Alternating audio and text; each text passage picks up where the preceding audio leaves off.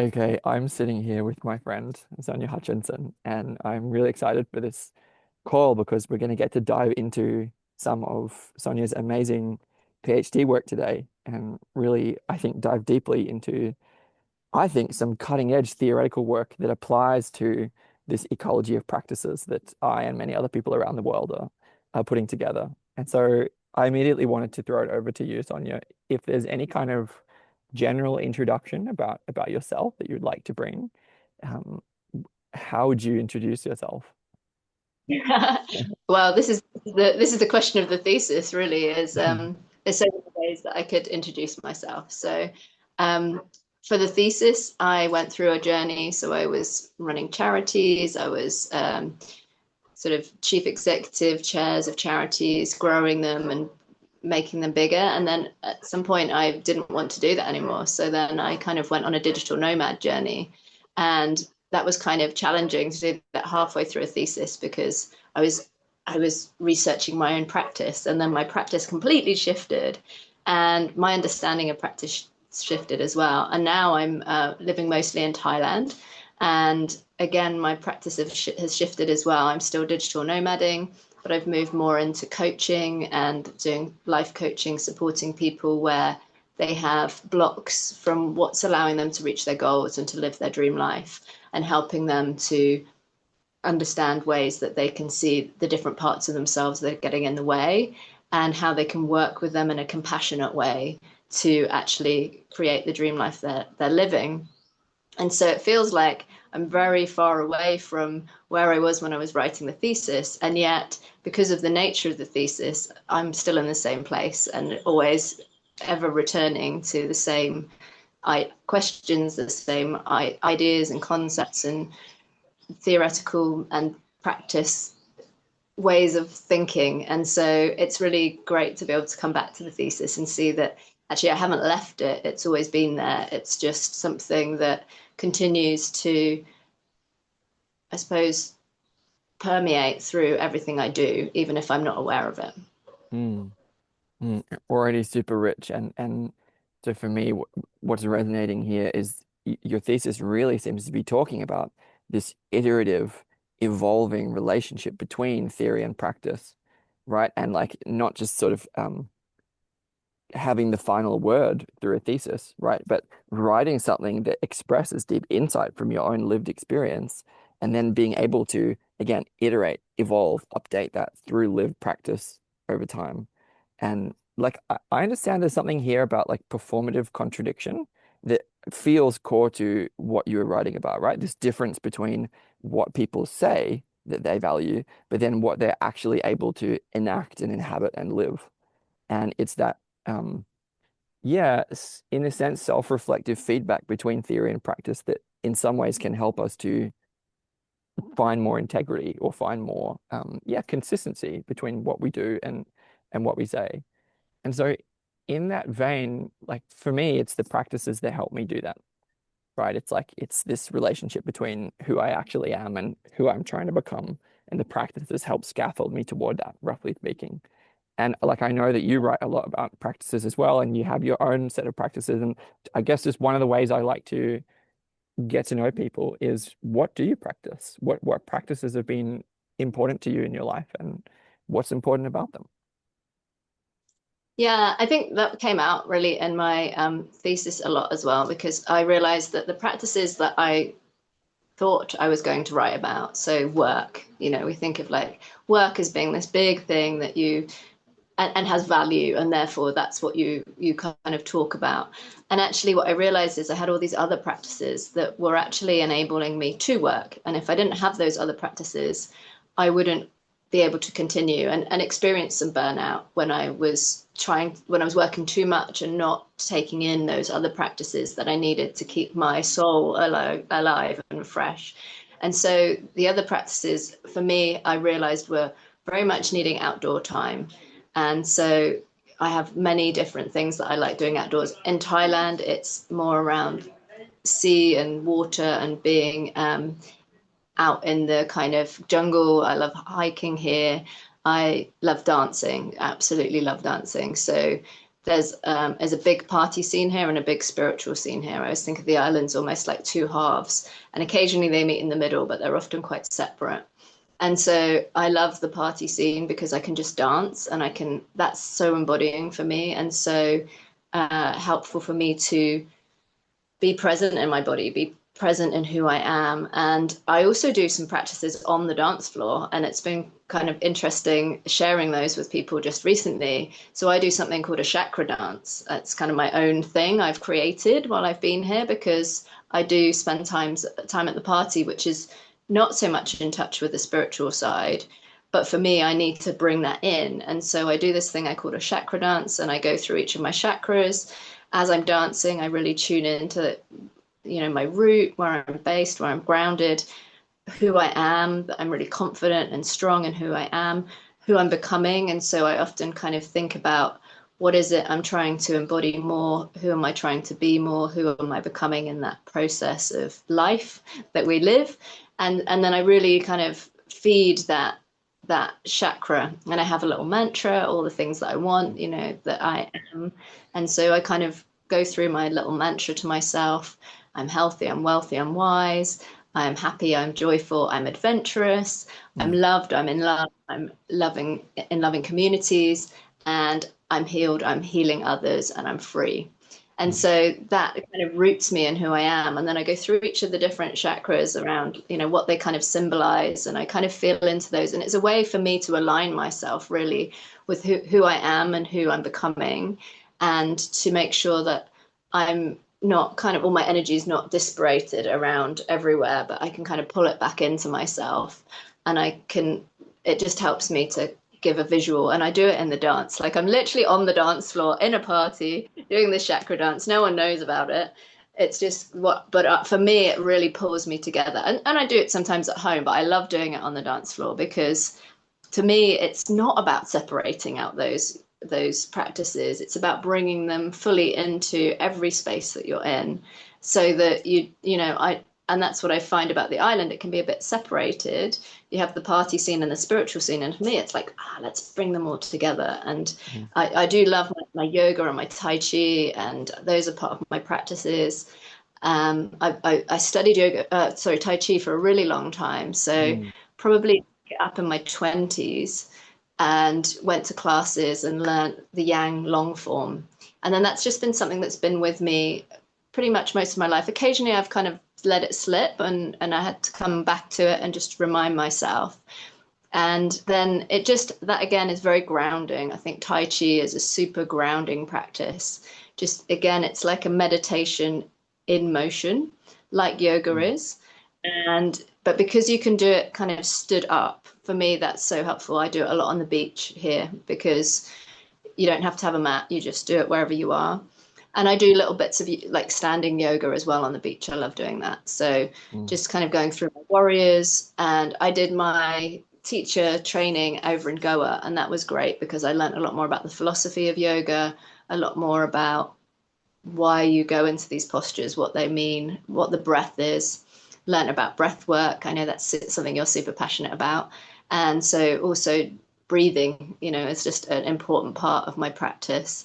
And guided meditations, Mm. I am still on the guided meditations. I don't, apart from through the movement stuff, most of my meditation I use is guided.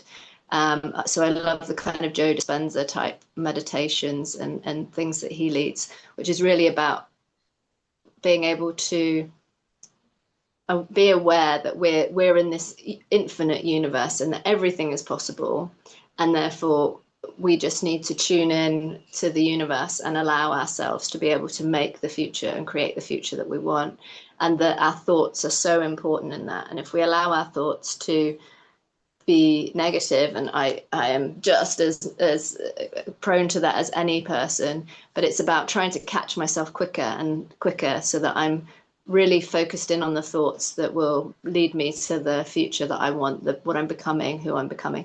And that changes all the time. And I think that's the beautiful thing. Once you've kind of created a future, Mm. you realize, I can do this again. And so Mm. really Thailand was something that I created. I didn't know it was going to be Thailand, but I had a very strong vision when I was in a very difficult place in the UK. my dad was dying of a really horrible disease. My Mm. partner was really sick, and it just felt impossible. Dark, horrible, cold winters in the UK are very challenging, and for me anyway. And it just felt completely impossible that I would be on a beach doing Tai Chi and yoga, swimming in the sea. And but every day, this was the vision that I had in myself, and I felt all the feelings that I would feel when I was in that space, how free I would feel, how happy I would feel, the joy I would feel.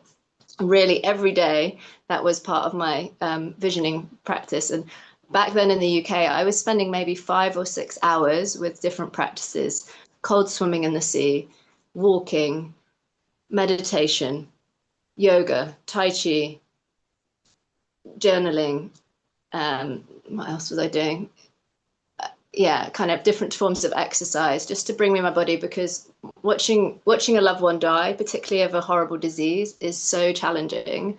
And for me, the only way that I would just wake up at 6 a.m. and I would do 5 hours maybe of practice, and then maybe another hour at night, just to kind of deal with that really sad, horrible situation, and to try to be as present as I could be for my dad in those kind of last kind of months of his life. And I went and lived with my mum and kind of cared. And that was a real, that was a real test of caring with mutuality for me, which is what my thesis was about, because his mutuality reduced and reduced and reduced because his body started shutting down. He couldn't do very much.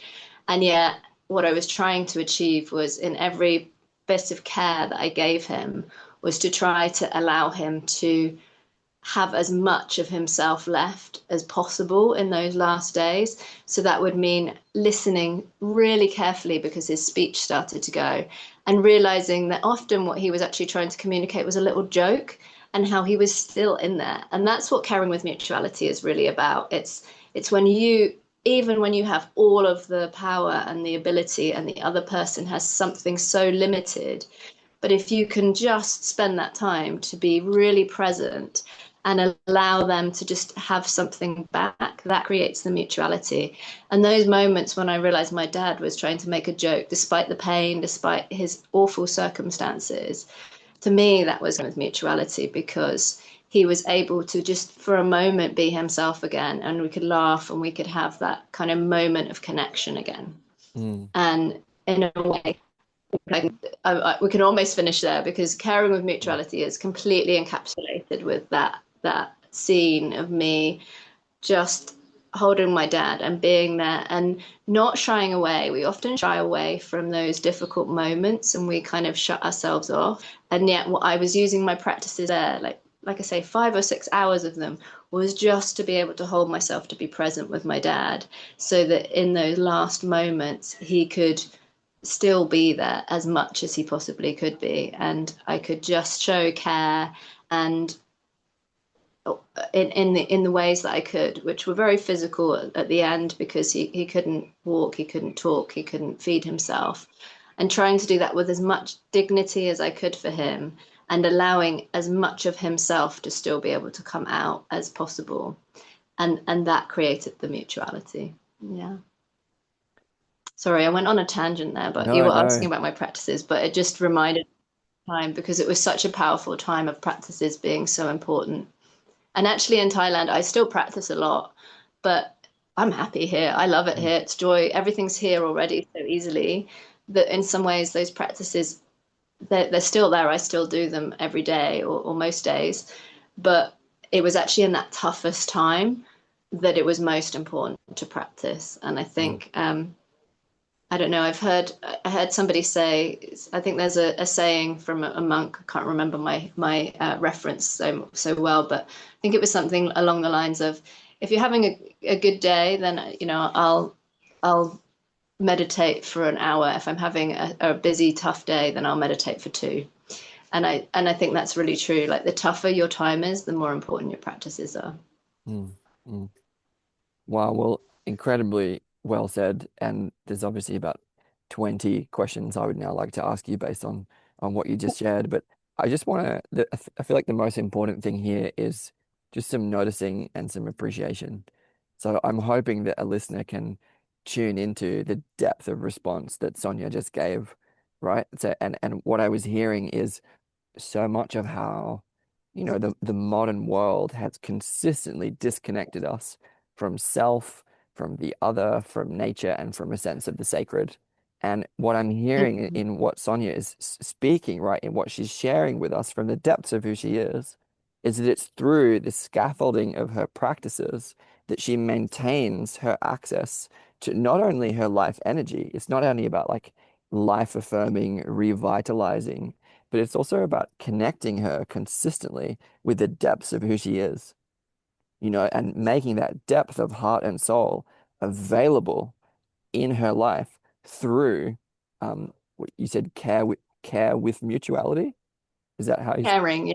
It's active, caring. It's a verb. It's happening. It's you're doing it. Yeah, yeah. And I'm super curious to ask about that. And I just feel based on what I saw of your thesis, this style, this way of bringing yourself into the world is really core to who you are. Like it's like not apologizing for bringing your anecdotes, for bearing your own struggles, your own grief, the difficult and hard parts of what life is about. It's there in the clinches, in the trenches that practice really matters. And I Mm. just, there's something so important about that. And, obviously resonating a lot with me as well as a years-long practitioner of guided meditation, breath work, dancing, vocalization, imaginal practices. Um, I want to rest there for 1 second. Just to notice this connection that you named between what I would call the imaginal and embodiment, where you were talking about chakras of like, I'm just conscious of someone with a more skeptical frame of mind listening. It's like the chakra theory has sort of independently emerged in Egypt, in China, and India, and it's not exactly a theory, right? What Sonia was describing was the way that when she's being embodied in life, she can actually go into her own interiority. She can explore the depths of who she is in her yeah, interiority is the right word, in a deeply meditative, imaginative way, right? And the chakra theory is about connecting with that. It's about going deeply within in a way that if we don't have our practices, if we don't have that deep orientation to combine embodiment and a kind of meditative or contemplative orientation, then we just don't get access to those depths of who we are. And I felt like that was significant. And so, yeah, caring with mutuality. And is there a way that we can, like, I just felt, well, in some ways you've already said it all, I feel like what I understand to be your life philosophy is beautifully captured in the anecdotes and sharing that you've already given, right? And but I wanna drill into caring with mutuality, and to do that. So what the thesis is about, as I check my little notes here, I have many from looking at it. It's about this relationship between theory and practice, right? And so the thesis question is, how can a practitioner improve their practice when they are themselves inseparable from it? So it's like, Mm. again, there's this thing about it's one thing to say who we are, but another thing to actually enact, to practice, to do that. And there seems to be often this performative contradiction, this distinction between what we're saying and what we're actually doing. And so the connection there um, with the practices is that there's something about this um, practicing for not only self-maintenance, right? Not only for connecting with the source of our vitality, but connecting with practicing for self-transformation, practicing for evolving, for adapting to whatever the conditions of life are at that particular moment, that feels like, to me, this is what discloses in some way caring with mutuality. You invoke this word listening. It's something about listening to what life is throwing at you and being able to respond to that in this reciprocal, dynamical, and open-minded, open-ended, self-evolving way that to me seems to constitute caring with mutuality. Does that capture some of what you mean by caring with mutuality? Yeah, absolutely. And I think the other thing, and it starts to get kind of quite deep into the philosophy now as well, but the idea of caring with mutuality was these. they actually have hyphens between caring and with and mutuality, and those were deliberate, and they were there to symbolize this. We're interwoven into not just our practices and our life, but also each other and the things around us and everything. You know, we can't disconnect ourselves. I am you and you are me, and everything around me is, you know, this phone that I'm now being recorded on is now a part of the assemblage of our conversation. We can't disconnect from it. And you know, phones have many good purposes like this. They also have many negative connotations around phone addiction and all sorts of things. So it's also about how we use these things. So caring with mutuality is about the use of caring. And so to answer the question about what caring with mutuality is, I went on a big journey about my different experiences of caring, and it was what was able to hold the whole thesis together, because I basically wouldn't be contained. My tutors were like, you can't cover all of this stuff you want to cover. You can look at your leadership as a charity leader. You can look at your childhood in care. You can look at your, you know, well-being practices, but you can't do all of it. Like you have to choose. And I was like, I'm not choosing. And so this is how the thesis formed basically into a tour of a house, Mm. because each room was able to then allow me to explore what the thesis was telling me. So in the first, one of the first rooms I come to, which is looking at practice, was my childhood and the practice of childhood. And for me, my childhood was shaped by the fact that I was in foster care. So at age 3.5, I was fostered by a loving, wonderful family. And my parents, who also loved me but were unable to care for me because of their own mental health issues and addiction issues, it was this kind of, how do I get through childhood? And what I created for myself was a form of caring which was about around resilience. How can I be resilient and still care about those around me, myself?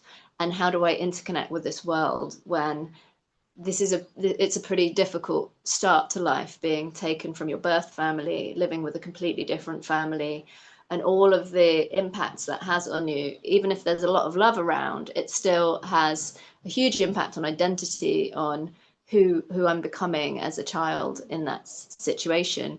And for me, resilience was the thing that I was able to take out of that, and I was able to create caring for others through my resilience. But what I found is, in that resilience, I had to be fairly motivated by my own ability to come out of care as a sane and well person.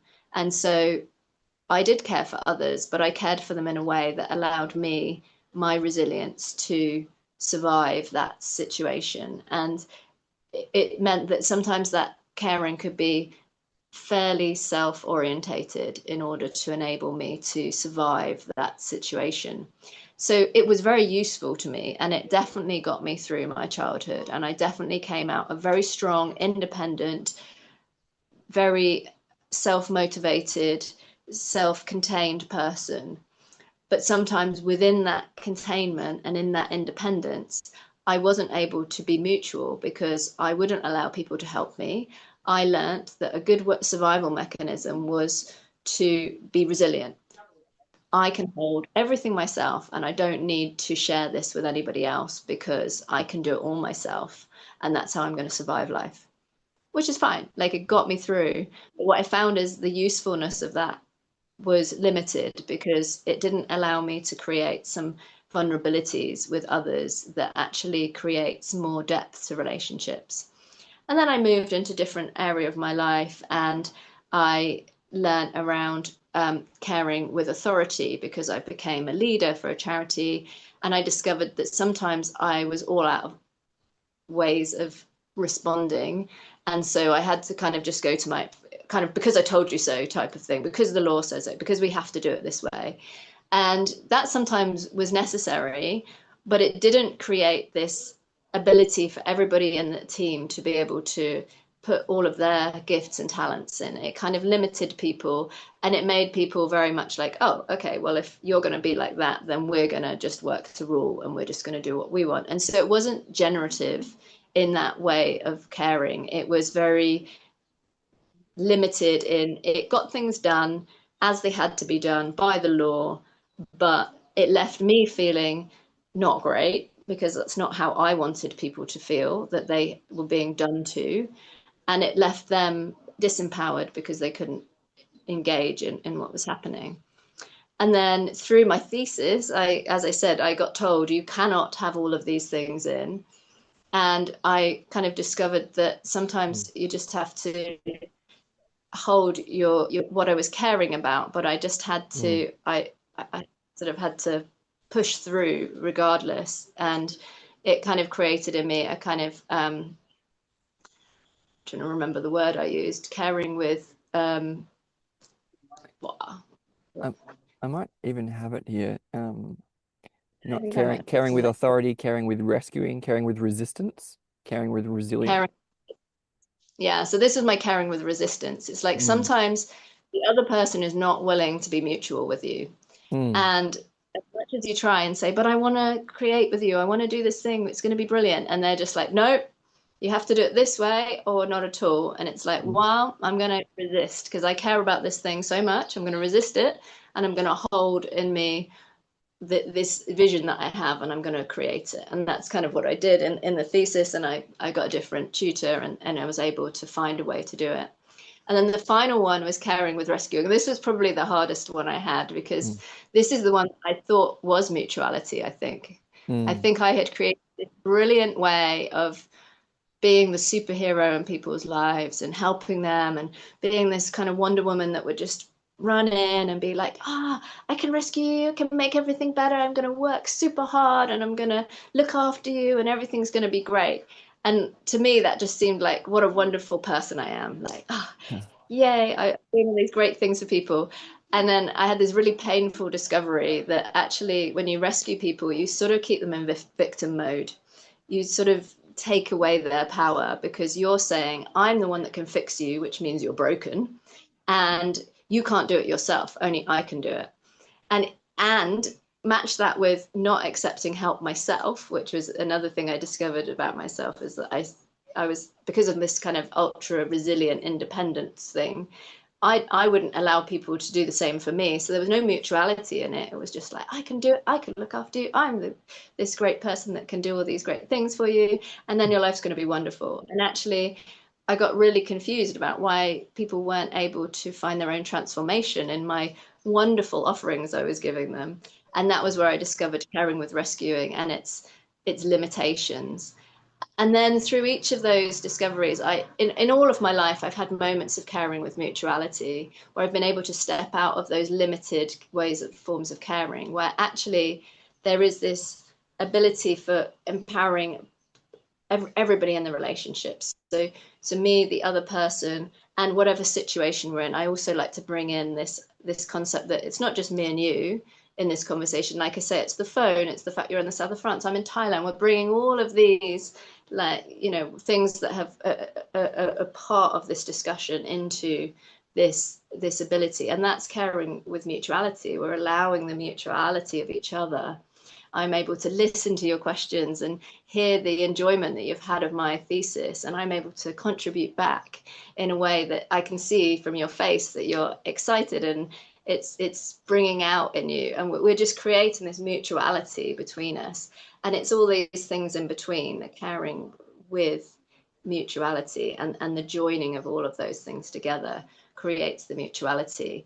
And I think people will recognize that they perhaps have other forms of caring that they could look at in themselves and be like, oh, that's why that sometimes doesn't have the outcome I wanted, because it's limited by me being more empowered or the other person being more empowered, or it's just a way to get through. And it's not that there's anything wrong with those other forms of caring, it's just they're limited.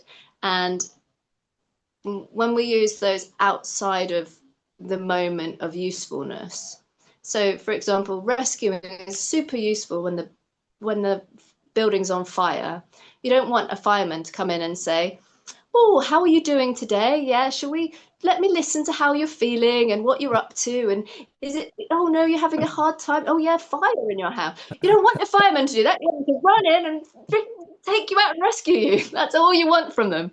And so it's like, it's not that those forms of caring don't have a place. It's just they have a place when there's that moment is the only time that that will work for them. Whenever you've got the space and the ability to create more mutuality, to me that's what I'm always seeking. Is there space in this relationship where I can create more mutuality? Are you open to it? And if so, how can this caring relationship be just deepened and strengthened and empower us and bring more to us through the mutuality that we can bring?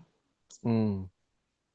Oh, Yeah, that's my answer. wow. Again, incredible. Like I'm literally bursting over here, and I think I had a sense of aletheic fountaining for any Heideggerian sort of in the background, and then I'm just noticing the wheel behind me, symbol of the mother. It's a way that the eight-spoke wheel of Buddhism is a way that everything sort of fits together or hangs together in a way that is more than Mm, the sum of the parts, you know. And so mm, I resonated so much with every part of what you wanted to say, and I'm hoping that people will witness here why I was so excited to speak with Sonia about exactly this. And notice how we have the stations of the soul, to use Corbyn's term for it from Islamic Sufism. What Sonia is describing is how not only is her thesis structured by this tour through different rooms of her house, rooms of her life, right? But in our conversation today, right now, she's embodying and practicing that by taking us into these deep anecdotes that describe these foundational concepts of, a huge years of work that you've conducted. And I just feel this is a rare, rare, rare gift. And I feel like, yeah, there are many jewels and gems and unturned stones that I would like to turn over that I'm needing to try to bring some structure here. One of the things I wanted to notice here was there was a distinction that I heard between sort of the letter of the law versus the spirit of the law. So when one does mm, something according to certain rules, and this is like many people have pointed this out, including Wittgenstein, that you have to have rules about how you apply and interpret those rules. But that gets into this circularity where there's this capacity that we have for, if we do in fact have it, for sensitivity and for listening to the situation and for feeling into what is the right way that these rules need to be enacted, embodied, applied. And there's a way that yeah, it seemed as if, as you were saying, the importance of these modes of being, like caring with rescuing or caring with resistance. It's not, again, not that they don't have a place, but that it's dependent on what is beneath our practice, which is our situational awareness. It's our ability to tune into the mm, situation and the way that we're participating in together to feel into what exactly is relevant, what role is relevant for me to take on in my life. This is all sort of Vervaekean language for anyone, again, following in the background.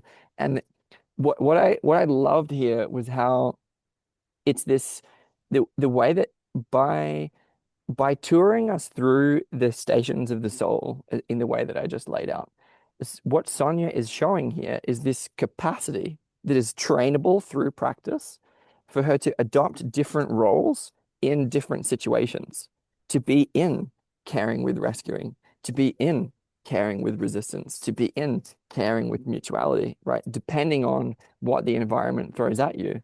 And notice how this is so akin to judo or to aikido. It's a way of responding to the dynamics of life as they arise in a mm, way that is inherently, look, what I'm saying is, following Vervaeke, that this is productive of meaning in life. It's a way of deeply the self being bound to the world in a way that is self-evolving, self-iterating, self-organizing, autopoietic, dynamical system that literally gives rise to the emergent properties of the experience of coherence, purpose, and significance, the ingredients of meaning in life. And it's this, what she's showing, right, is a way of being constituted by these different modes um, that allows one to be in life more deeply, to be more connected to life itself. I don't know if that made sense to anyone else, but there's so much there that I'm really appreciating. As a question, what I wanted to hone in on was like the notion of an I'm not going to get hung up on the term assemblage, but I wanted to invoke it briefly as I find it here because it is an important one. So it's a way that this notion of an assemblage or sort of it's kind of like a congregation or a collecting of things together. Um, I'm reading my notes here. It's a dynamic coming together of humans, non-humans, concepts, emotions, institutions that produces different forms of caring each time. And so Mm, these different assemblages, this is what we were talking about. Caring with mutuality is a kind of assemblage. Caring with resistance is also a kind of assemblage. Caring with resilience, similarly. It's not just about the mode of being that we're coming from. It's the way that the whole situation and our affect, our attitude participate together in an assemblage.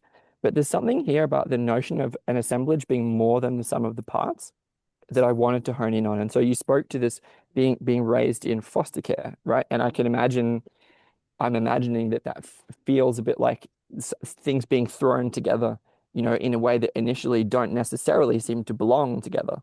Like there's a difference, for example, I think if you pack a ball of sand together and it dries out, it'll just fall apart, but if you pack a bunch of snow together, it hangs together in a way which it glues. And there's something about that mm, analogy there that speaks to the difference between the letter of the law and the spirit of the law. And if I try and mm. turn that into a question, what I'm sort of getting at here is an assemblage is sort of this being thrown together of these different elements of a situation, person, self, world, relation. But it's this um, what it's this it's not exactly an attitude, it is an assemblage be, caring with mutuality that was sort of like founding grounding beneath these other different situationally appropriate modes. The more that you could bring this caring with mutuality, the more you could allow these situations to hang together as a whole, right? That was a whole that was more than the sum of the parts and allowed you to express the spirit that was in a sense greater than the letter of the law. And so if I try to turn that into a question, I know that was a little bit vague, but I'm sort of trying to describe around a lot of things here. There's a way that it feels to me like this caring with mutuality holds the between space that allows for it is an alethetic fountaining, the sort of unveiling of whatever life is present in the situation. The connection that I have here is, can we speak to the relationship between caring with mutuality and spirit? And so it's like this, in the sense of the spirit being beyond the letter, beyond the explicit rules. Is there something about caring with mutuality that connects us with that which is unspeakable or beyond the letter of the law? Yeah. So I think yeah, assemblages were really helpful for me, but they're a Deleuzian concept, and it's this idea that at any given moment we have these different assemblages. And just to make it a little bit easier for people, if you think about Lego, when you get a pack of Lego, you can build a race car or you can build a helicopter. It's the pieces are there, and it's just how you use them. It can be different, and sometimes you use different pieces, and you've got all these, different factors, but it's just that you can make different things out of them. And so to me that just helps because it's like make everything really simple. Like Lego is nice and simple. I can get Lego. And so taking your example of being in foster care, there's a lot of legislation around foster care, and Mm, one of the things that was difficult about being in foster care was not so much even the situation of being with different parents, because I was very fortunate and I had very loving parents that I was fostered by, but it was the fact that they were restricted by this whole legal dynamic of foster care. So it kind of decided what they could allow me to do and not allow me to do. And I had mm, restrictions placed on me, social workers that would come and visit me every 6 weeks. And all of the decisions about my biological family were decided through courts and what was allowed and what was not allowed. And I'm sure even for people who haven't been through foster care, maybe a more common example of that might be divorce. And often that's decided by courts, what contact arrangements are, what's allowed, what's not allowed. So people often find themselves in these dynamics where they're not in charge. They don't have the ability to decide what they can and can't do. So there's this assemblage of the pieces of the Lego pieces that put that scene together are legislation, courts, social workers, doctors. There were all sorts of legal requirements that had to happen for things to be able to happen. And what I also discovered, and this was where Caring-with-Mutuality, I realized as I was writing my thesis, was also modeled to me through some social workers, where what Mm. they did is they didn't just say, this is what has to happen, but they asked for my opinions. They asked for my participation in those decisions. And that was their ability to reach into mutuality. Mm. Now, in some ways, that is written into the law now, particularly, maybe not so much back when I was little. I think that was just really good social work practice where they recognized that they held all the power. And when you hold all the power, you can go into a mode of caring with authority. And I met social workers like that. They didn't talk to me, they talked to my parents. I was in rooms where I was not being regarded as an important assemblage. I was sort of almost left out of everything was about me because I was the one in care, but I was the one that wasn't being talked to. And that's caring with authority, because you're not taking into account the person that you're there to affect. But when I had really good social workers who modeled to me caring with mutuality, they took the spirit of the letter of the law was that they had to make sure that certain things were ticked off, and they Mm. had to check that my bedroom was safe. They had to check that I had a medical exam. I had to have police checks whenever I went and stayed with people. Those were things they couldn't get away from. Those were written into the letter of the law. But what they could do is they could ask me what I was feeling about it, what I wanted to happen, how I wanted my life to look. They could talk to me directly and not to my foster parents. They could give me little bits of power where it was allowed. And in the end, I actually became a co-opted member of my social services committee, which is like you kind of have social services, if you like, or is a kind of government function, and all of these councillors and officers are making decisions that happen and affect the lives of children, adults, whoever the social workers are working with.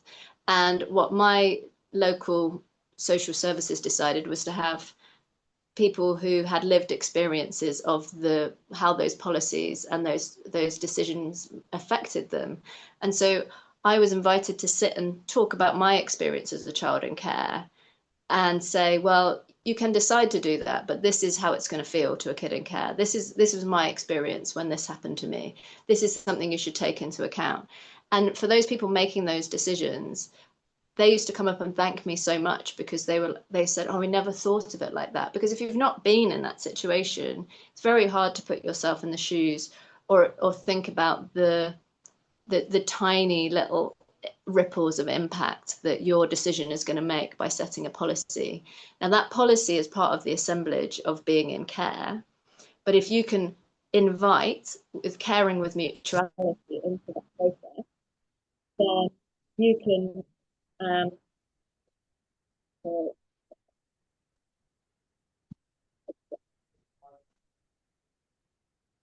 I can.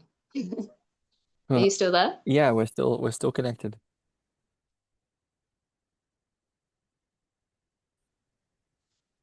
There we go. And you were saying?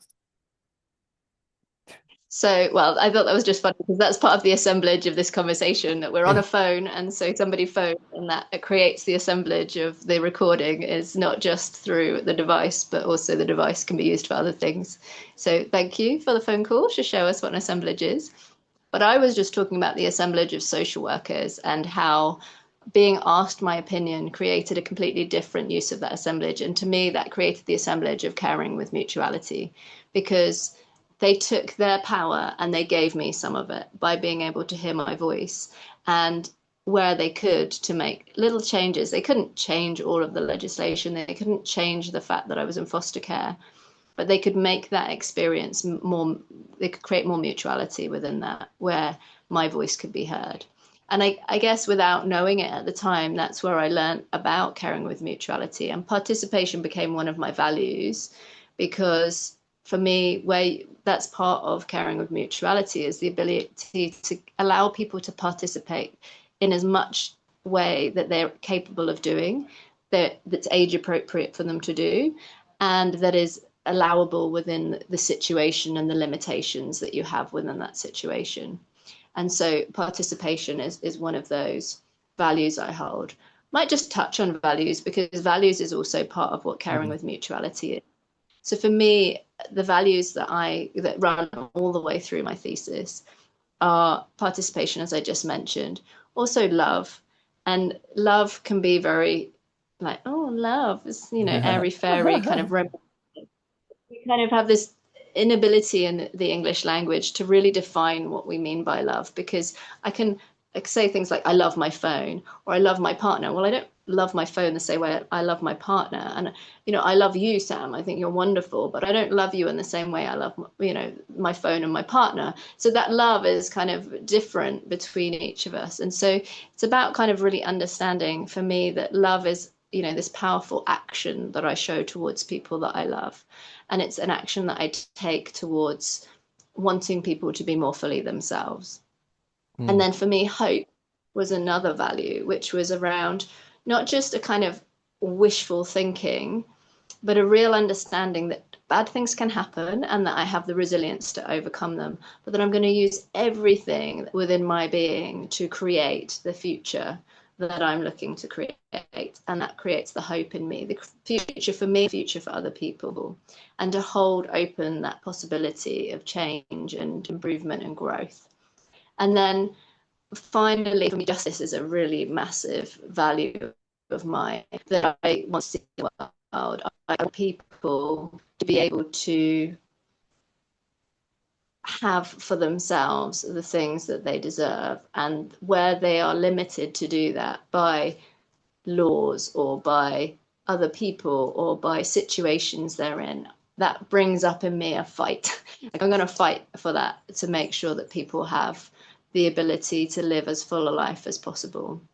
And so everybody has a different set of values and the values that they really identify, and that's going to create the different assemblages within them, what they really care about. Like, that's something that I'd really recommend for anybody is to really dig down and think, what are your values? What are the things that really make you get up and fight, or make you care about things in the world, or make you take the actions that you actually take in the world? What are those values that drive those things? Because those are part of your assemblages that you're going to create.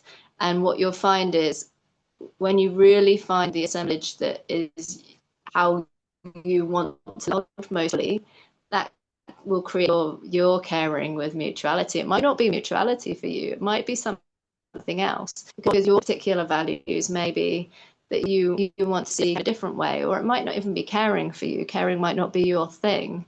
It might be leadership, or it might be um, community, or it might be something else. And so those are assemblages, and it's not about following exactly what I've done. It's just about helping people to think differently, to think with their own theories, to think with their own values, to think with their own experiences, and how that shifts what they want to do. Because we'll notice things about ourselves like, I didn't behave the way I wanted to then. What happened? What was lacking? And I really behaved the way I really believe in there.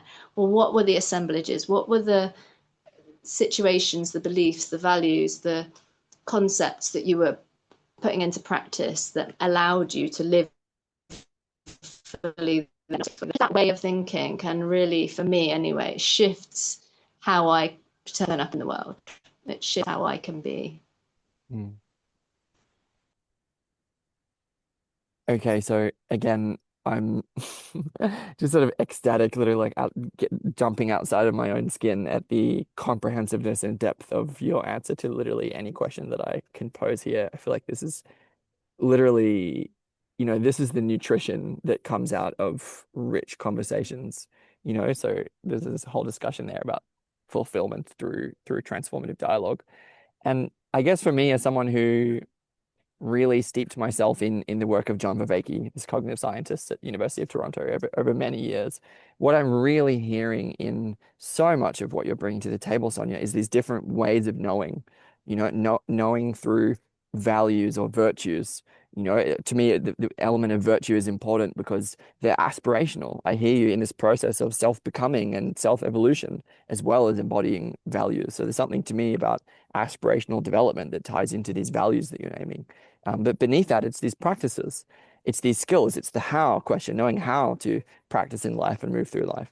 But then there are two layers also beneath that, beneath the propositions and beneath the procedures or skills or practices. It's the different perspectives that we can take up, the different voices that we can bring to bear on a situation, the different roles that we can take in, and the ways that those roles attune us to situations differently, so that we can listen in different ways, in different modes, and sort of. But notice that ability to take on different perspectives or roles is something that we embody. It's a capacity that we have on a deeper resting ground, and that's the ground of participation, participatory knowing, the way that self and world are mutually bound and in this reciprocal dynamic, yeah, self-evolving, iterative, again, autopoietic feedback loop, which is again the basis of our belonging, our basis of meaning in life, and so many other great words which I won't list.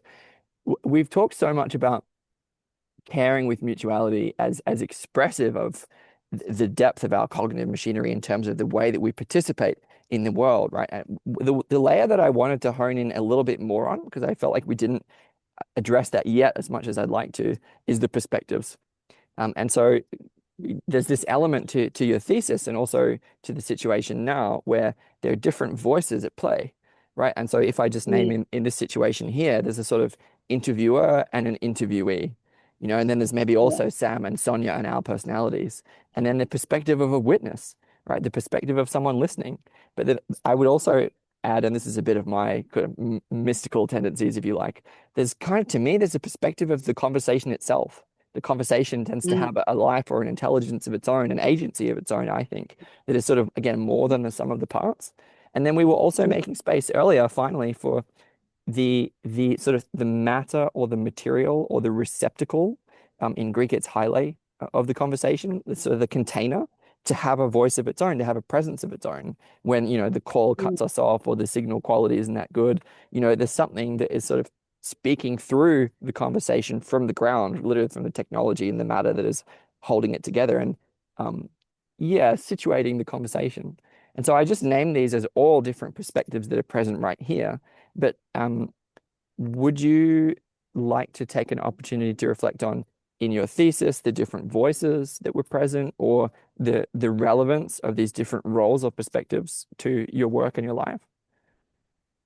Yeah, absolutely. I love the way you name that because uh, what I learned in my thesis was I sort of ended up bringing in non-human aspects. And so, I'd always thought of myself as a humanist because I care about people so much. And so that really made sense to me. And then I came across this kind of concept of post-human.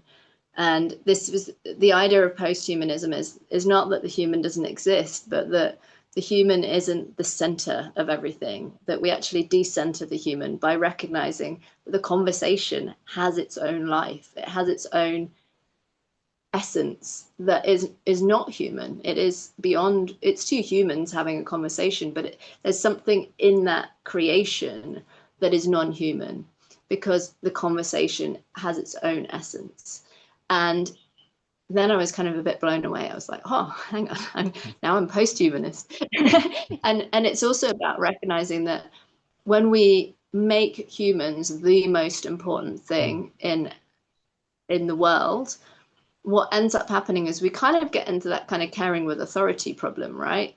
We get into that humans are the top dog, we are the best, we are the most important. And ultimately, once you have a kind of hierarchy, then other things are lower than and less important than. And that is how we get into it, the problems that we have in the world around our environment, because we don't care what impact we have around our environment. And that is a very complex and difficult conversation. I'm not suggesting we solve that in today's conversation, but one of the ways that we can approach that is by recognizing that if we can decenter center ourselves as the most important thing, we start to actually give value to it. So what I ended up doing in the thesis is I created these three voices to problematize some of the things that I had thought were very straightforward, like humans being the most important thing. And then I created three voices. So I had, because it was a tour through my house, I created a host because it's very important to have a host. And my host was a very humanistic host.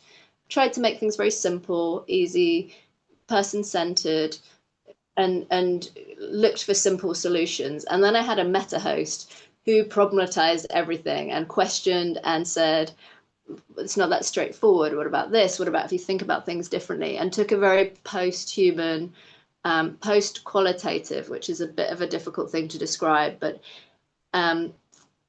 in science, there are three ways to think about things. You have quantitative, which is where you kind of think about the lab coats and the people who are measuring stuff. Then you have qualitative, came out of but what about the things that can't be measured in a lab? So human conversation. And what we could do with this conversation, Sam, is we could count how many times we say the word human, or how many, and we could work out what this conversation meant from that kind of perspective. Or we could write down our reflections of the conversation afterwards and work out what we thought it all meant. Or we could ask some people what they think this means. And that would be a kind of qualitative perspective. We're kind of taking we can't put it in a lab and really count it, but we can try and find other ways to quantify still, if you like, a way of saying this is what this conversation meant. But then you can go into a post-qualitative way, which is to say, there's a load of stuff here we don't understand. Like, how can we actually start to queer this and say, what is happening here? Like, what is this doing differently? And we can take it kind of makes you just look at things from a different perspective, rather than trying to straightforwardly say, we can make this all nice, neat and tidy. It's to say, what are you talking about? This essence of a conversation? Well, I can't name that or quantify it or can't really put a nice label on that, but I can feel it and I can sense that there is something you're saying that is expressible to me. And there is definitely a non-human element of that conversation that we're having that will make people feel differently. They might feel angry, or they might feel excited, or they might feel confused. But that conversation is going to evoke in people things that we don't have control over, but it has an essence of its own. It has its own ability to affect others and their experience of this conversation. And that's really like the post-qualitative side of my thesis. It's the fact that there are all these unnamed parts. I have no control over them, and all I can do is let them into the world and see what effect it has on the world and the people in it and the decisions they make and the way they approach the world. And hopefully this conversation will also have that affect as well. So that's what that meta host was about. I can see you like bursting, like, oh, this is great. Because we don't think of the world like that in a lot of ways. We try to make it a very simple, like put it in the box. I often, like I even talk about it in my thesis. It's like the Matrix. When you suddenly realize that the world is not just made up of hard matter and like very simple things that we can just quantify and qualify.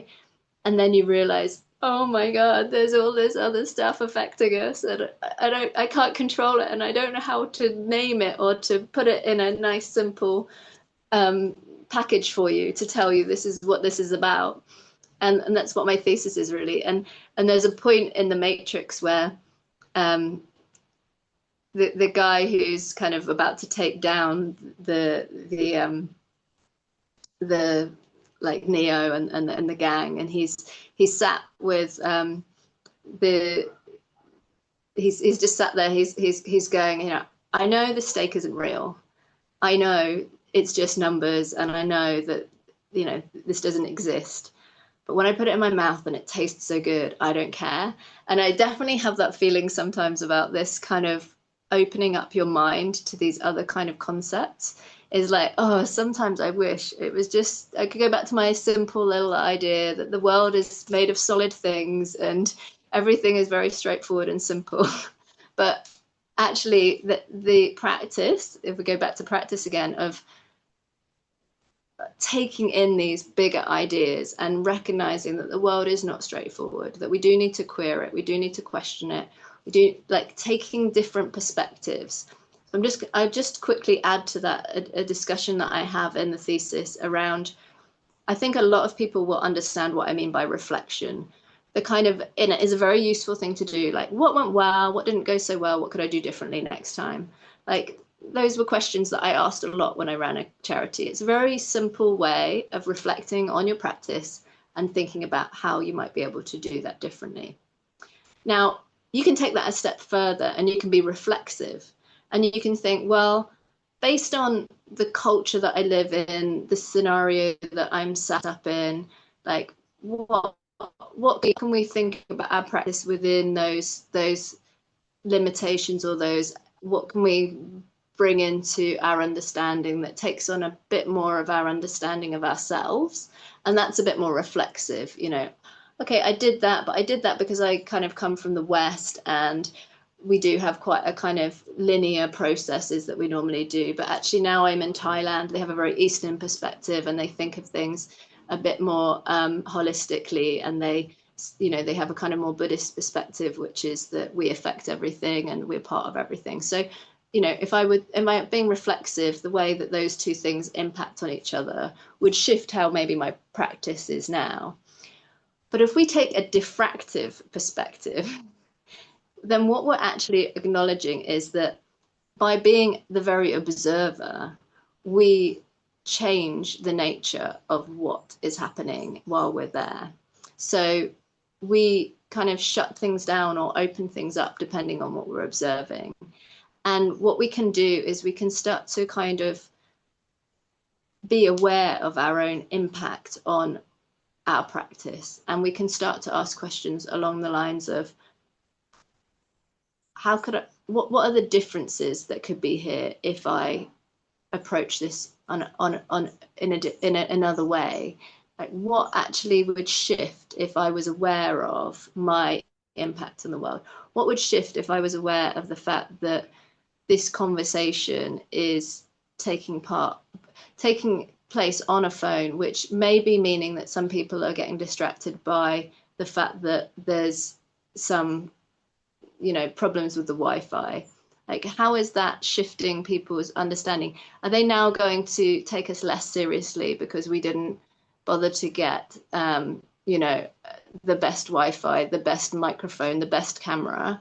Or can they see through that and see that actually we're so passionate about what we're discussing that that's what's creating our intense desire to have this conversation before we've bought the right microphone, before we've got the best place. We're not in the perfect podcast studio, but we're just so keen to get these conversations out into the world that fuck it, we're just, sorry, I don't know if you mind swearing on your Yeah, podcast, but yeah, we're go just for going to it. do it anyway. Yeah. and and maybe some people say, oh, she's a fuck. Well, now I don't think she's such a great person because maybe that makes me color her into a person who thinks swearing is okay, and I have a whole load of connotations that are attached to the fact that she swore. Do you see what I'm saying? Now I'm like problematizing. Now I'm starting to diffract the conversation, and I'm starting to not just go, what went well in our conversation? Well, it went well, but we had, you know, we talked about things that really were interesting to us. What didn't go so well is we kept having a few issues with the Wi-Fi. What could we do differently? Well, we'll go to a better studio. A very useful analysis, but it didn't get into the depth of what we're actually caring about. I care about, what impact am I having in the world? Is this conversation, maybe this conversation actually makes people think we're more authentic because we didn't bother with all of those things. We don't care so much about them. We care more about the conversation. Now that's a diffractive perspective. Starting to see what difference does it make in the world, these problems or issues, and how is that affecting what's going to happen next. So Mm, that's quite a lot to put in, but that yeah. was kind of, that's where it felt like I went down the rabbit hole with my thesis. It was not having nice, straightforward answers, but kind of undoing everything I knew and finding new ways to look at things. Mm, Yeah. mm, mm. Well, again, obviously, watch me try to tie some of these threads. Um, and so, again, earlier we were talking about when you practice in life, there was a way that these practices were toward yourself. There was something meditative or going inward or restorative. You know, for Jung, it would be Yeah. the introverted direction of practice. But then on the other hand, there was something about reaching outward, you know, out into the world, or it's contemplative, like literally in the sense of the meaning of the root of theory, the Latin theoria, is this reaching out into or contemplating into the world, you know, and practices for the sake of aspirational Yeah. development and self-transformation. The relevance of this was in your discussion of values, participation, love, hope, and justice. So this is love not as a state, not as a feeling, but love as a mode of being, you could say, that draws us further into the mystery and draws that Yeah. mystery further into us. And so what I was Yeah. hearing here was Ariadne's thread. You know, this is the Greek myth of Ariadne, where she follows the thread, this tentative, silken, woven spirit of the conversation further into the depths. You know, and in the same way, this is also the Matrix. So Neo takes the pill and is disabused of his illusions, where the Matrix is the mother, it's Maya, it's illusion, right? And it's when we take the pill, when we follow the golden thread of meaning and indeed erotic, agapic, filial love, right? When we follow the draw of love, that we're drawn toward truth, we're drawn toward gnosis, direct experience of this, you know, which is to me, this is the really real, this is the authentic ground of what Tillich called the ground of being. It's by connecting with our authenticity within us and within the conversation that we can access the really real, which is itself the ground of meaning, belonging, connectedness, and so on. Um, I think what I really appreciated about your distinctions here between reflective, reflexive, and diffractive perspectives to take on was in this sort of trying to disabuse ourselves of modernism. So there's a way that our habitual cognitive grammar since the Enlightenment is all about closing down into boxes, right? To the extent that that's actually built in, it's been become part of our cognitive machinery, our cultural cognitive grammar, as Vervaeke puts it. And we're trying to sort of open ourselves out of that unfurling or unraveling or there's unfoldment from the phenomenological tradition. And so what I'm talking about here is the way that this, yeah, post-qualitative would you call it a stance? I'm not sure. A post-qualitative methodology is a way of, And I think is what they call it. It's like an anti-methodology. yeah, So like shifting yeah, away from methodology, shifting away from being in these boxes. You know, I think you put that beautifully. That the modern era put us into these nice tidy boxes that we can like label everything and we can know exactly what they do and how they work. And postmodernism is like the unfurling of that. It's like saying, no, we cannot be boxed in because every time you put a box, there's a connection to something else and there's an in-betweenness that happens and there's yes, an impact that has. And so therefore we have an anti-methodology, which is you essentially you feel your way. And that you know there's some beautiful writers that talk about how you might do this and they're post-feminist writers as well who are kind of mm, saying how does all of this impact us? So Karen Barad was, you know, really important to me in my thesis, and she sort of talked about these kind of like almost like she kind of brought in the quantum ideas of that kind of shape our kind of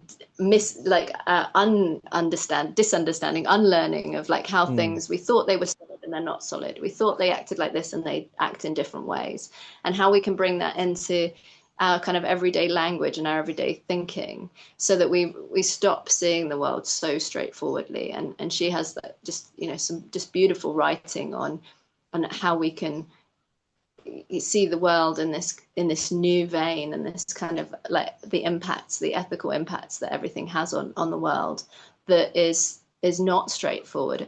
And I actually, you know, would actually I'm sure you didn't quite mean it in the way you said, but rather mm, than looking for a truth, because there is yes, no truth, there are many truths. And even going kind of right back to kind of Plato's cave, the analogy that the prisoner who could just see shadows on the wall and thought this was life. And when he came out of the cave and he realized that this was only a shadow, he was like, wow, there were these trees and there were all these things. And he went back into the cave to try and tell his fellow prisoners that this isn't life, that these shadows, they're just reflections. And they killed him for it. And I think Mm, there's a tendency for people who have understood something new to try to come back and tell people about it, for them to want to shut that down and to say, no, no, no, you can't tell me that my way is wrong, because I know, I can see these shadows. They're definitely, this is life. What you're talking about, it can't be real. And I think people say that about spiritual experiences, and they're like, no, no, no, you're just talking rubbish. There's no spiritual element to life. And mm, I'm not saying we know exactly what that spiritual element is even yet. And I'm not sure that anybody who has had spiritual experiences would dare to say they know all the mysteries of the world. But what it does do is it opens up your mind to the fact that there are other things that are here, that the medical model, the kind of very clinical, if you take this pill, this will work. If you do that, this will work. And this cannot be treated.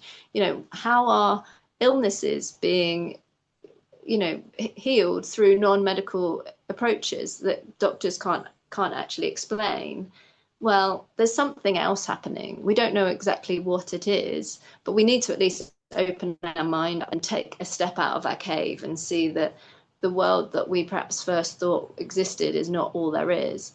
And then also always to remember that when we step into our new cave, so let's say for us it might be the spiritual cave. Oh wow, there are all these other things like chakras. They actually do have like some link into my body. Might not be able to explain it all with science, although science is catching up very rapidly.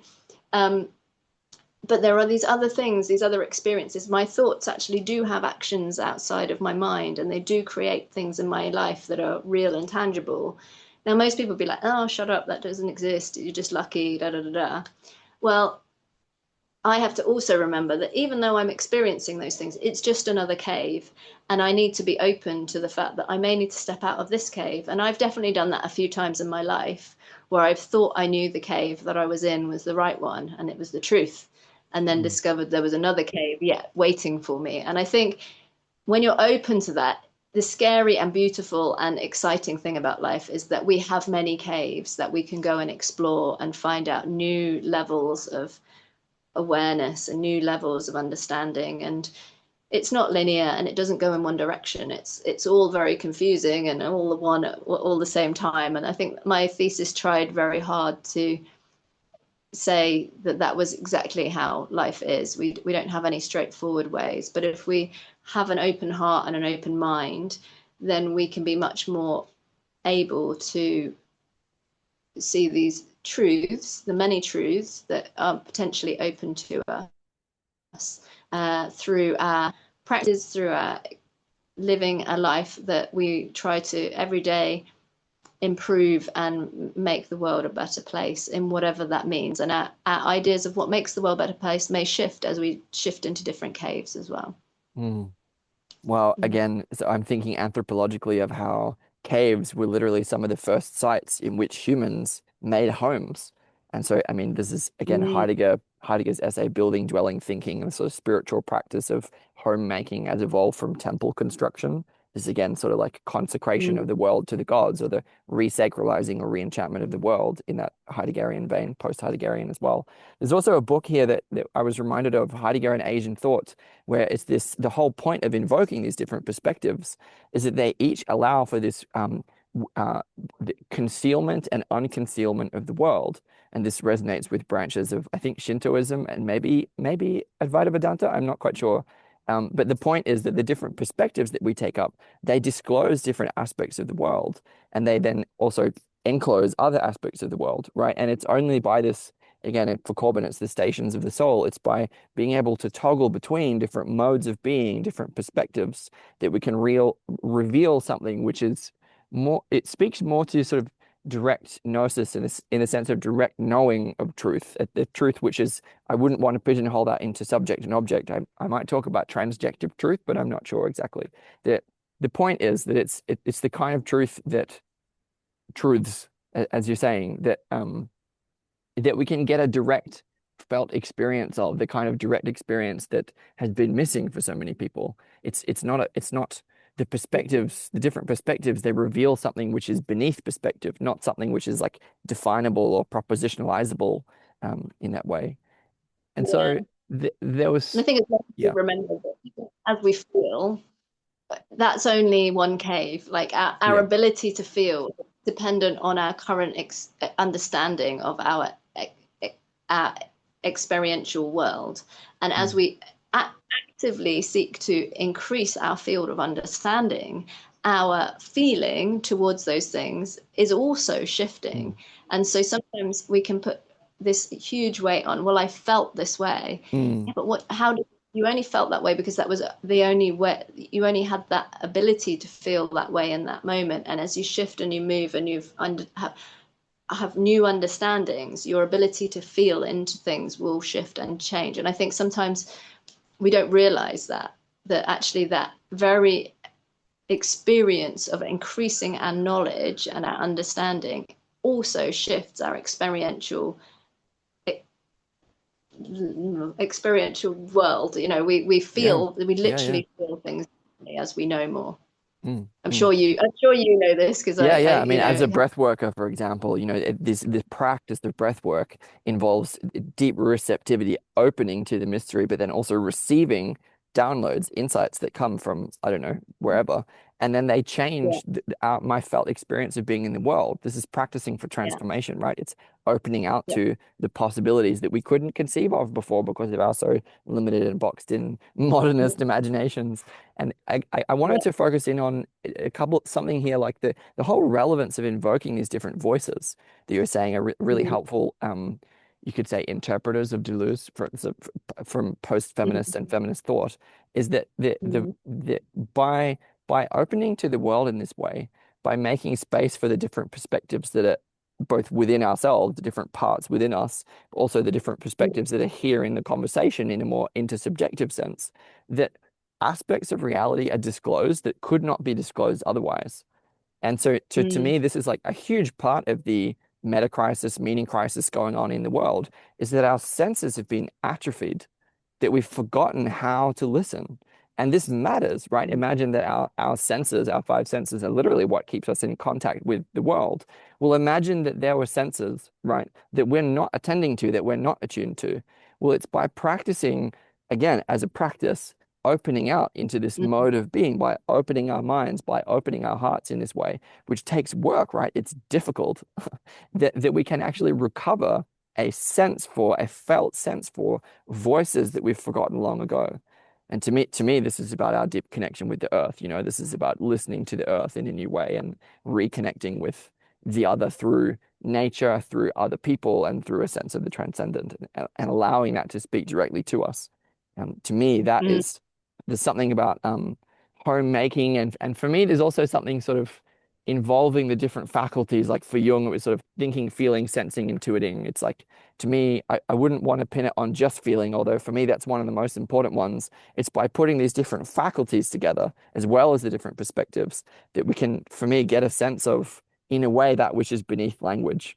And to me, this connects me with sort mm, of something more geometrical or symbolic in the sense of symbolic cognition. It's by using our language in this artistic, creative, and sort of, it's an incantory, magical kind of way that, for me, evokes a sense of this sort of symbolic or archetypal layer, which to me is beneath the language and which connects us with the world in a deeper way. Or, yeah, I don't know if that fits in at all with what you were talking about. I wanted to, yeah. no, Oh, no, carry on. Yeah. oh, I just to I know we're sort of winding probably toward a close here. I think um just in passing, like one of the main points in terms of designing an ecology of practices being, we not only need practices for self-reflection, which is deep to the Socratic tradition, right? This voice of the meta-host, as you put it, like this capacity within us to reflect down on the it's like a metacognitive uh technique, if you like. But not only Mm, that kind of voice, but something more diffractive. Um, this is what Vervaeke, I think, would call, it's toward the direction of a symphony of sages. It's by Mm. incorporating within us a relationship with different kinds of voices, including voices of people like Christ or the Buddha or Socrates that have influenced many people because they're widely regarded as being wise or in some sense authoritative, that there's something generative about creating that relationality. Um, th that was kind of in passing to get down to the bottom, which is sort of like tying all this together. So I'll give a take on what I took the in a sense the key argument or the conclusion to be, and let's see what it brings up. So there's a way that I feel that you're saying that because the practitioner and their practices are inseparable assemblages. So practice and practitioner are deeply bound and they're in constant becoming because of that Mm. way that they become together. That our way of improving or aspiring to become or to develop, it can't be this linear humanist project of merely self-reflection for the sake of advancement or evolution. It requires this diffractive and post-human sensibility that tends toward our entanglement with all human and non-human others, these non-human voices, and recognizing that entanglement or this orientation toward complexity through humility, I might say, that orients us through caring with mutuality.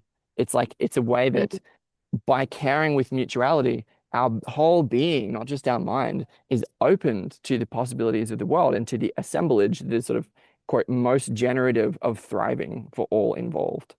Um, Mm. I know that was a lot, but yeah, how does that land with you to be, Yeah, I yeah. mean, I think you touched on so many important things there. I think you touched on language, and I think how we use our language is so important, and being aware that language is very limited and limiting.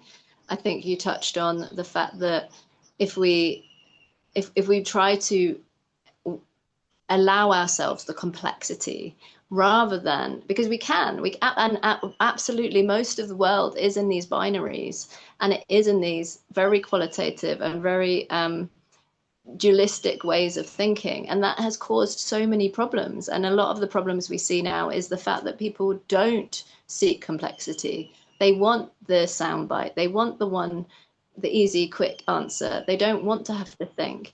They want leaders to tell us what to do. And look at the mess that has got us into. I don't think there's anybody in the world that can look around and go, yeah, we've got this nailed at the moment. It's not looking great for us. And you have to then look and say, maybe some of these things that we are allowing the world to be resting on, which is that there's a right and wrong, that there's a, the right way, the truth, I mean, what does Trump call it? Truth media or something, he calls Mm, it, or truth social or something, mm, as though he is the holder of truth. It's his truth, and you can follow that logic, and it gets us into potentially world wars, and who knows where this is taking us. So you can choose to carry on and remain in the matrix and eat the steak because it tastes good and it's easier, and you don't have to think so hard, and you don't have to let your mind be bent, and you don't have to go, oh my goodness, all these things I thought were true are actually just one way of thinking, and there's a whole other way. You don't have to open your way up to maybe the idea that there maybe is a spiritual side to life, that maybe breath work can really transform things, that maybe our bodies hold more knowledge than our brains. You don't have to do any of that, but you do have to say, when we think the brain is the mode of deciding and the mode of doing things, and that we have no connection to our body, that we have no connection to this beautiful mother nature world, that we have been so fortunate, out of all the billions of stars we could have landed on, we got born here. You can ignore all of that and just say, oh, my life's straightforward. I'm going to go to work. I'm going to do a 9 to 5. I'm going to do what I'm told. I'm going to obey the law. I'm going to do what my leader that I have voted for tells me, or I'm going to get upset that the leader I didn't vote for didn't get in. So next time I'll vote for them, and then maybe they'll get in and tell me what to do. You can do all of that. And we will continue to destroy our world. We will continue to have disconnection from one another. You can continue to just watch and consume social media without actually Mm. questioning or problematizing it, but you are going to limit your world. What I'm inviting through my thesis is, will you step through the and look at things in a different way? I don't know. I use the rabbit hole. Will you come down the rabbit hole with me and understand that there is more to life than what meets the eye? That there are actually different ways of thinking, and that it is harder work, and it does make you have to use your brain, your body, your whole being. You have to connect with things you never thought were important to you, but suddenly realize that they have a massive impact on what your life and your effect in the world is. It's much harder work. I understand why people want to stay in the matrix. It's just easier. But if we can step out, we can have so much more effect, and it can be very transformative. And it is beautiful and wonderful and scary and, all of those things. But I think it's worth it. And I invite people to not just take up Caring with Mutuality, because actually I don't really care about that. That was my discovery about what was the most beneficial way for me to practice in this world.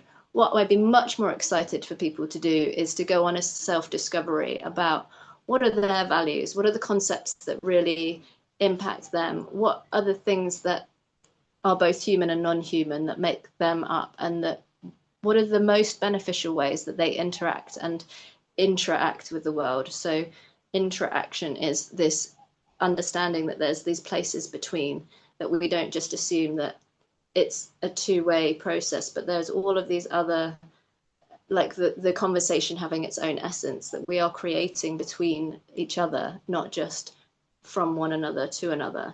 The more that we can problematize and see things in new ways, the more potential we have to actually have a greater impact on this world, and a greater affect, that we want to actually see these things Mm. shifting. I would love to see the world shifting into a more complex, more subtle, more expansive view, so that we can actually shift from this very authoritarian, aggressive world that is being created over here to the world that I'm in love with, which is a creative, expansive, transformative, much more complex world, but that has so many more possibilities, and kind of endless, infinite possibilities than the ones that you're given by other people that can happen. And I Mm. know, Sam, that you want Mm. to, and I'm excited by your project, and I'm very Mm. excited that you had me to come and speak to you. And Mm. I'll definitely come back. There are so many more things I could add, but for the limitation of people to actually be able to engage with this, I will stop there.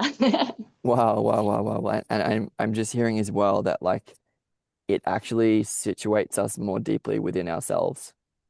So as a way of being, it's in that sense, it's not just about opening to possibility or to nuance, although it is. It's a way of actually in Heidegger and Calvin, it's the imperative to be, that it's actually possible to be more who we are.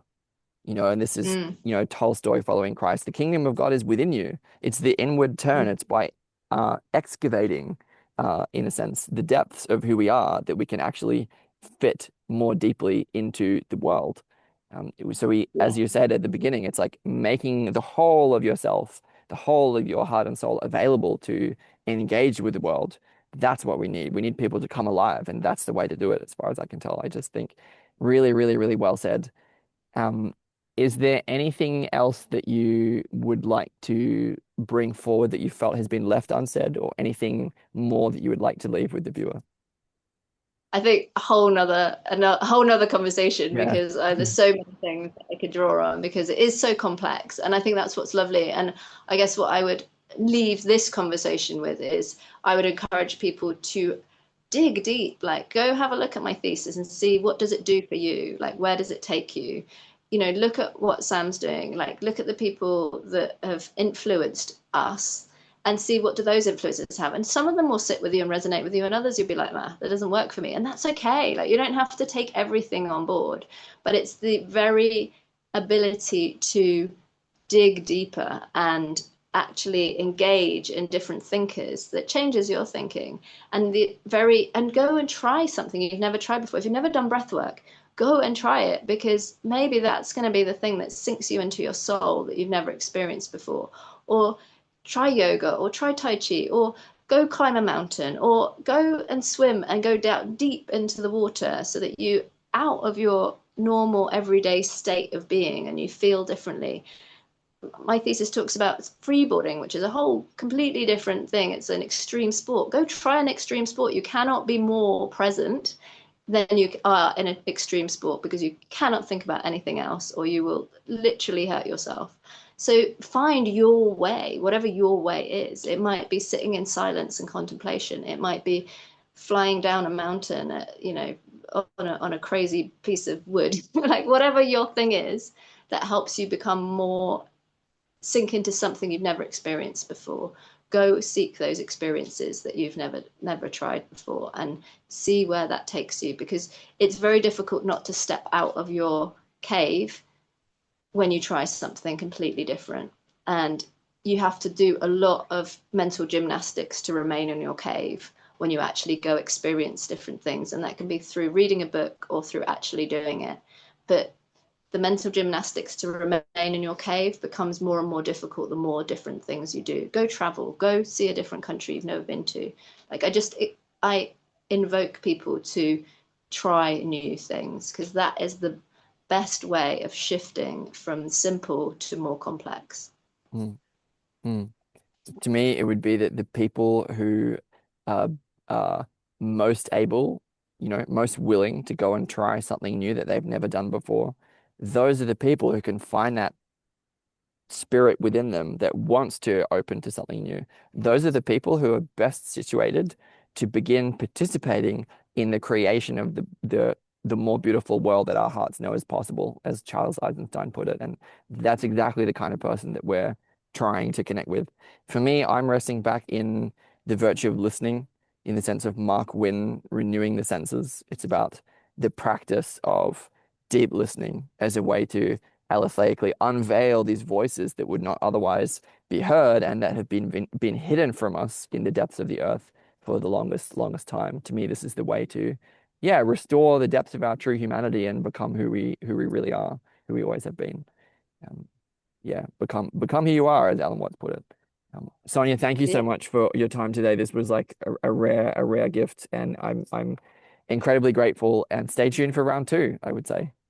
yeah. Let's do it again sometime. Thank you Sounds so great. much, Sam. It's a pleasure.